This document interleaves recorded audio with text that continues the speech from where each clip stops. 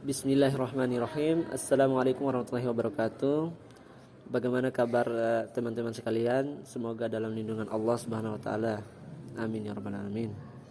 Pada kesempatan kali ini saya akan membahas tentang bagaimana dampak teknologi terhadap pendidikan. Teknologi pembelajaran terus mengalami perkembangan seiring dengan perkembangan zaman. Dalam pelaksanaan pembelajaran sehari-hari, kita sering jumpai adanya pemanfaatan dari perkembangan teknologi dalam dunia pendidikan. Seperti yang sering dilakukan oleh guru atau dosen, yaitu mengkombinasikan alat teknologi dalam proses pembelajaran. Namun demikian, teknologi itu tidak hanya mendatangkan manfaat positif, melainkan juga akan dapat mendatangkan dampak negatif.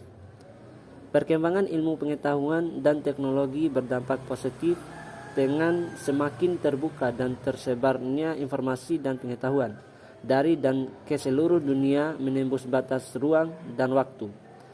Dampak negatifnya yaitu terjadinya perubahan perilaku, etika, norma, aturan, atau moral kehidupan yang bertentangan dengan etika, norma, aturan, dan moral kehidupan yang ada pada masyarakat.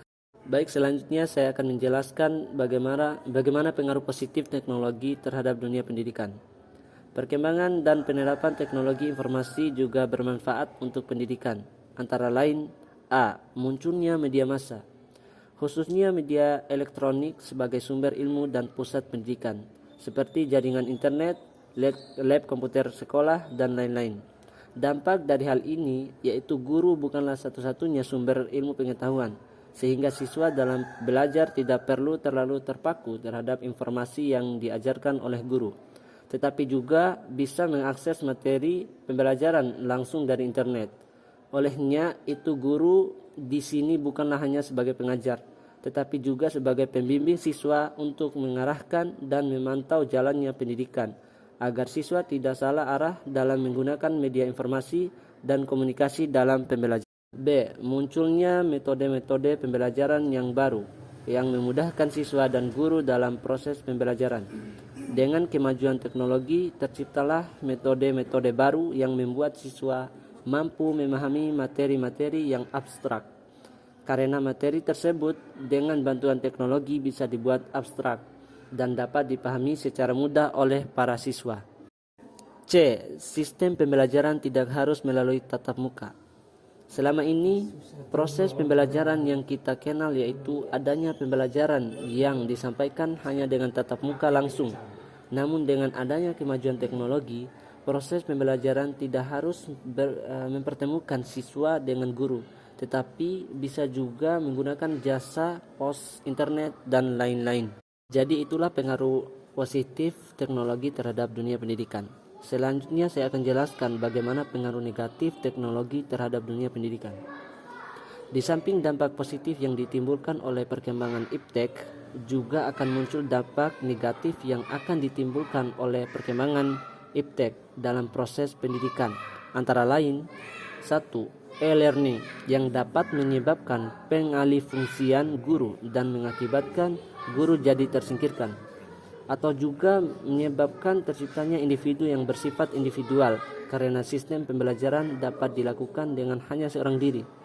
Bahkan dimungkinkan etika dan disiplin seorang didik susah atau sulit untuk diawasi dan dibina, sehingga lambat laun etika dan manusia khususnya para peserta didik akan menurun drastis, serta hakikat manusia yang utama yaitu sebagai makhluk sosial akan tergerus.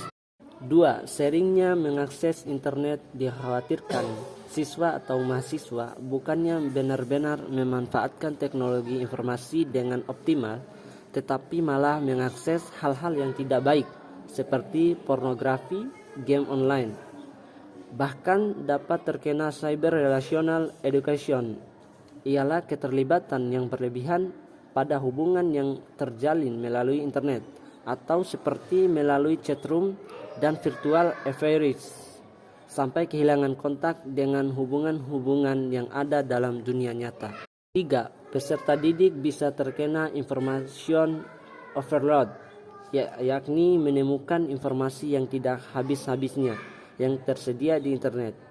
sehingga rela menghabiskan waktu berjam-jam untuk mengumpulkan dan mengorganisir informasi yang ada, yang akhirnya dapat membuat seseorang kecanduan, terutama menyangkut pornografi, dan dapat menghabiskan uang karena hanya untuk melayani kecanduan tersebut.